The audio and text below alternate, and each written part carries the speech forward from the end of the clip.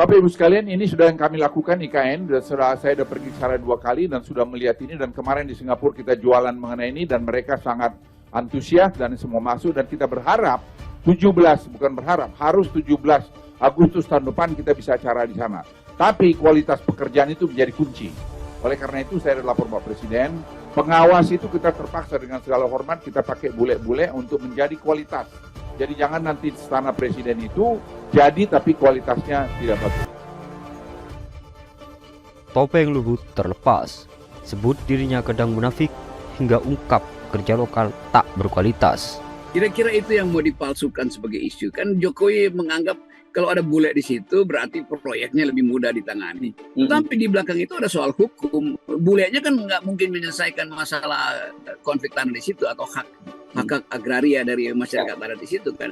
Jadi seolah-olah Jokowi tidak ingin diperdengarkan problem-problem yang jadi protes masyarakat adat tentang IKN atau status hukum dari tanah-tanah yang ada di situ tuh. Nah, investor asing tahu itu tuh. Investor asing juga boleh loh yang punya kalkulasi bisnis yang lebih masuk akal tuh.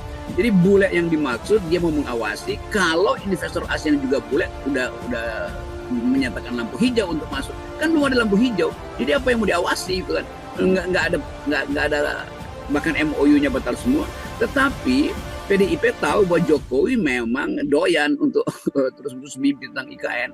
Maka disodorkanlah itu tuh. Nah, Pak Luhut tentu secara strategis berpikir bahwa ya sebagai Menko dia mesti pastikan bahwa proyek-proyek yang dirancang oleh kabinetnya mesti sukses kan. Lepas dari skala ekonominya masuk akal apa nggak masuk akal, sebagai Menko tentu dia mesti bilang ya ini masih bisa diatasi dengan cara mempekerjakan seorang bule atau beberapa orang bule sebagai pengawas. Jadi itu juga akan menimbulkan sentimen baru tuh, kenapa mesti bule, apa nggak cukup anak-anak ITB sama anak-anak UIN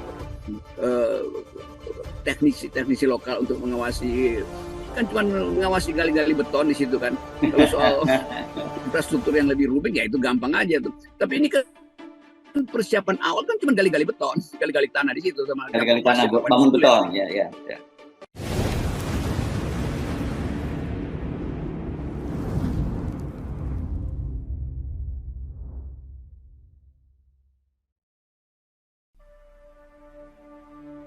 Luhut respon kritik IKN diawasi mandor asing. Kita ini kadang munafik.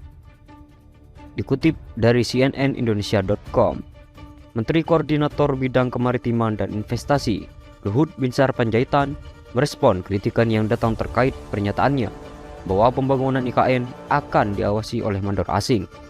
Menurutnya, kritikan tersebut merupakan pemikiran yang egois, sebab ia menekankan tujuannya memilih mandor asing dalam pengawasan proyek IKN agar Indonesia bisa belajar ilmu dari mereka. Apalagi Indonesia memang belum sepenuhnya bisa menangani proyek pembangunan hijau seperti konsep yang diatur di IKN. Kita kadang-kadang ini munafik. Saya bilang, pengawasan pembangunan ibu kota baru kita hire aja orang-orang bule. Marah, masa kita nggak bisa? Emang nggak bisa, kata Luhut dikutip dari Detik Finance. Namun, ia menegaskan tak semua pekerja di IKN akan menggunakan tenaga kerja asing. Hanya mandor saja yang akan memakai pekerja asing dan selebihnya pakai pekerja dalam negeri.